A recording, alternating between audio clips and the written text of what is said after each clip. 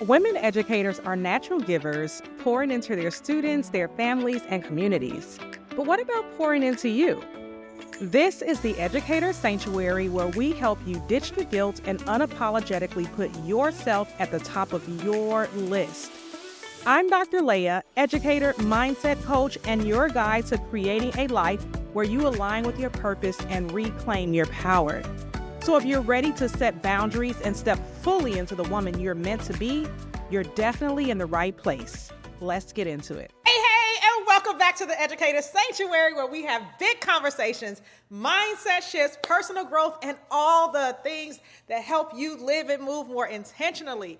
Whether you are a mom, a teacher, a community leader, or just a woman, you're holding space for others, this space is for you.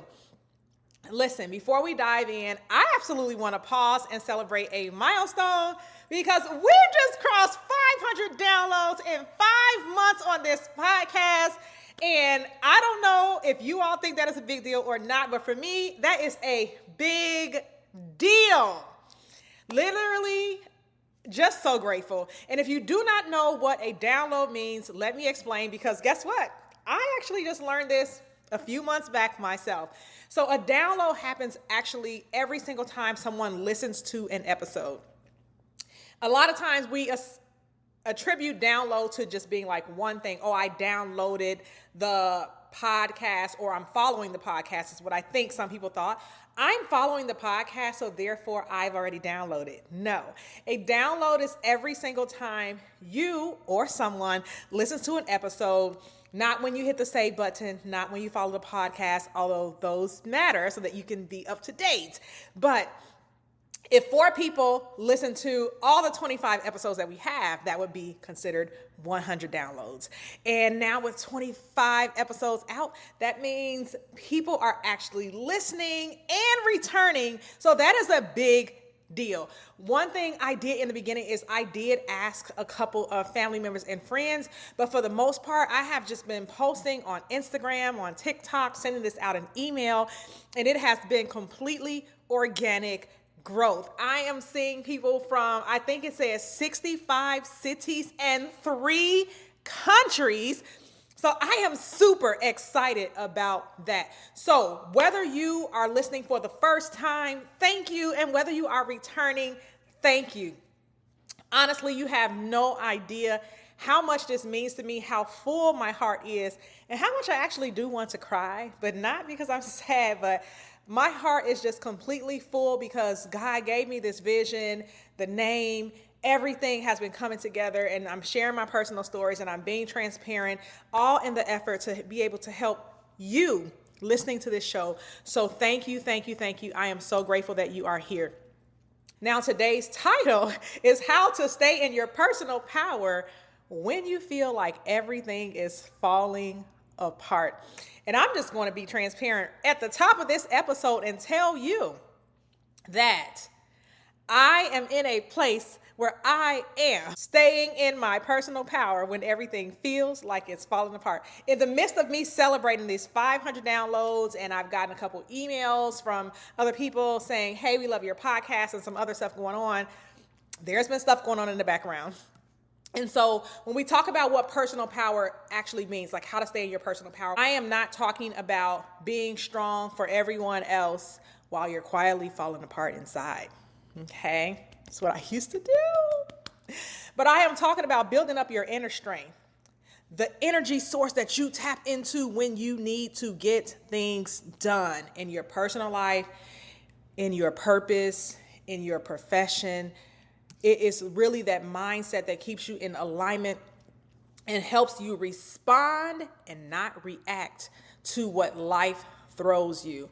And that is really big. So if you are taking notes, I definitely want that to be something that you take notes on, is how do I respond and not react to what life throws at you? Because let's be honest, and I talked about this in a couple of episodes, and I wish I knew the one, but I don't. But I talked about this in one of the episodes about staying neutral, about the situations being the situation. And it is not good or bad until you decide how you're going to feel about it. So you can attach good to a situation and you can attach bad to a situation. Just for example, I just was excited about the 500 downloads. It is only exciting because I attached excitement to it. There are some people who would say, 500 downloads, and they would just not attach any feeling to it because it wouldn't be good enough for them, and they would move on and try to strive for higher. And I'm at the place in my life, baby, I'm celebrating every achievement. So I attached a very good emotion to that, okay? Stay with me because I am going somewhere. So situations are exactly what they are until you assign a meaning to them. And that means your power lies in choosing how you show up. So you may not always be able to control what's happening around you, but you can always control what's happening within you. So this month, June, it has tested me in every way that I could imagine or could not imagine. June has tested me. I came into June just knowing that it is going to be my best month ever because I had planned something amazing for this month, June. February, March, sleepless nights. I had nights where I slept maybe an hour or two because I was planning something for this month, June. I envisioned how it was going to unfold. I wanted to get ahead of any obstacles. I did everything that I was supposed to do. I did everything that I could control. But when June came, it didn't go anything like I envisioned, not at all. And because I am still healing from being a perfectionist, I started asking myself, what did I do? What did I miss? How could I have done this better? What did I do wrong? Honestly. And because that one thing didn't work out, I normally would have snowballed into a complete depression. Just don't want to get out the bed, sobbing, don't want to answer the phone, the whole 9 yards. But I took a day or two and I poured into myself. I told myself, hey, you're not a failure. It just didn't work out the way you thought it should. And I started asking myself, what now? I did my best to be positive and just open the door for gratitude. I am so very thankful that I did that because I'm going to do it again. But now maybe there are some missteps that I've made and I'm going to do it bigger and better next time. Next time it's going to be better than I expected because I fumbled the ball real bad this time and I have to pay the price for the fumble. But I know that I learned how to cover myself for the next time. I also kept telling myself this one thing, if it didn't work out this time, it's obviously because God has something better for me. I just can't see it yet, right? So just staying really grateful because I don't want to be the self that spirals out. And then there's one thing after another, after another, after another that are not good, that I don't want either. So just being really grateful. In the midst of that, I was on my way to church this past weekend and my car started acting up. Very weird, by the way. So I actually called a mobile mechanic and he was like, oh, it's just a small issue. It's no big deal. We'll just order the parts. So he said I had good news and bad news. And the good news was that it wasn't a big deal. The bad news that he couldn't fix it that day because he had to order the parts, but it's drivable, blah, blah, blah, blah. Okay, great. I kept it moving. But imagine my surprise when I kept it moving. Okay. And I ended up completely without a car. In the midst of that, though, I still found a silver lining because I was actually on the highway, listening to my music, just enjoying life, just, unaware of anything that could be happening. And I was about to get off at my normal exit and something said, do not do that. Go to the next exit. And then I said, okay. And I followed my first mind. And I'm so glad I did because as soon as I got off, I'm sitting at a light. and I hear this rattle. And I'm like, what is that? And so there's construction workers outside my car. So obviously I'm thinking that must be them jackhammering the ground. No way, no how did I think that it was my car. But something said, cut your music down and turn off your air. And I'm so glad I listened, because when I did, that knocking noise was not a jackhammer breaking up cement in the ground. It was absolutely my car. I had never heard that before in any car that I've ever had. So I'm like, what in the world? And I'm like, I'm literally about a mile away from my destination. I don't think that I could stop now. And if I stop now, what am I going to do? Because I'm near nothing.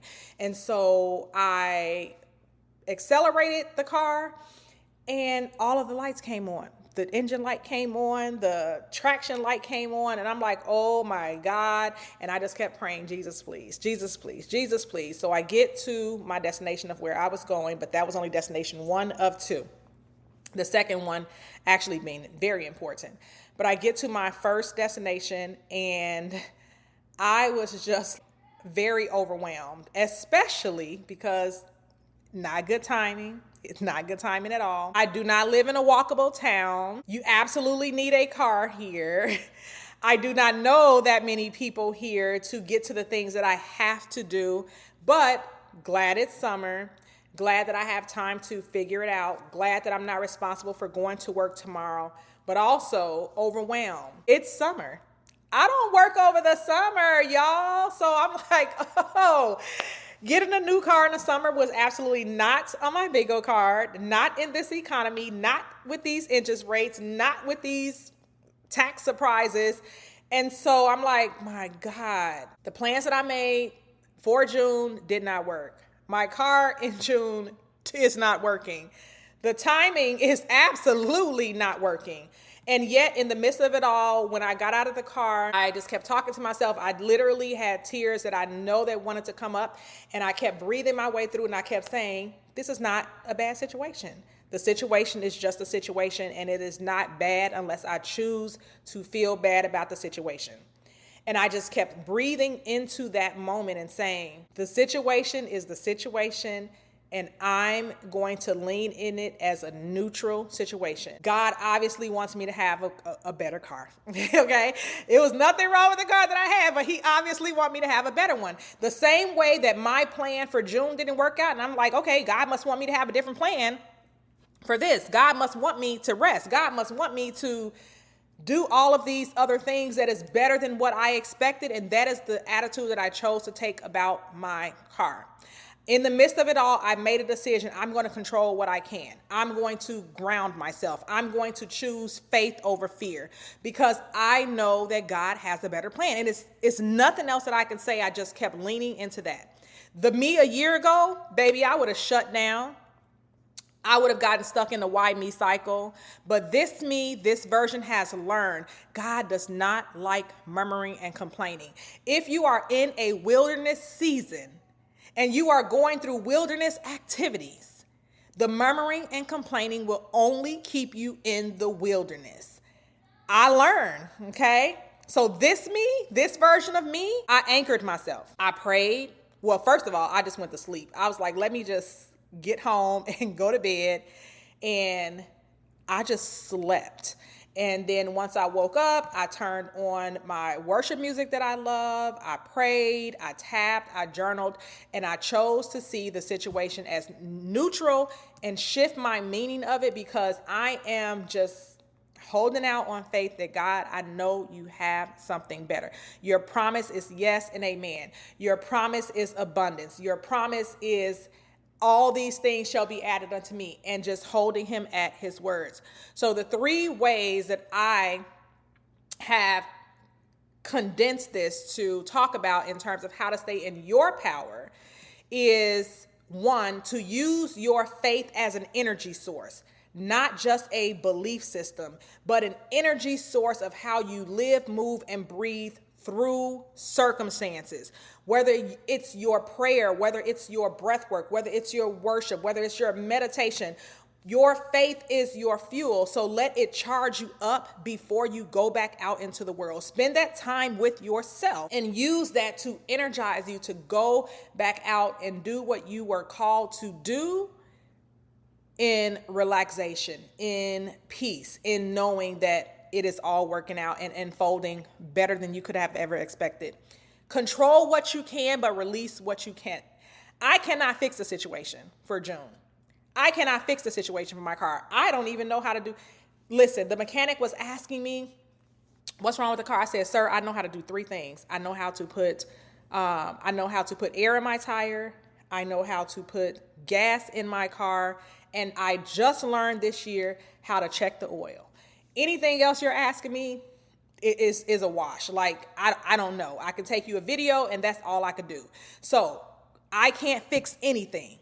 So control what you can, release what you can't. You cannot fix your situations, but you can keep showing up with integrity. You can make a phone call. You can shift your inner state. You can just go take a nap. You can just call on the name of Jesus and say, Jesus, I don't know nothing, you fix it. Okay, so work on what you can. And then ask yourself, especially because you're on a journey to be in alignment with your purpose, you have to be the person to also get bigger and better. So what would my highest self do right now? Because when life keeps testing you, you have to know it's not a punishment, but it's preparation for something. And if the same test keeps showing up, then it's because you have a lesson that you need to master. So what would my highest and best self do right now? I know what my old self did, but what would my new self, the self that's walking into a higher calling, what would that person do? And so if you are new here, I do not end episodes without leaving you with some homework. And so your homework for this week is your call to be aligned with your purpose.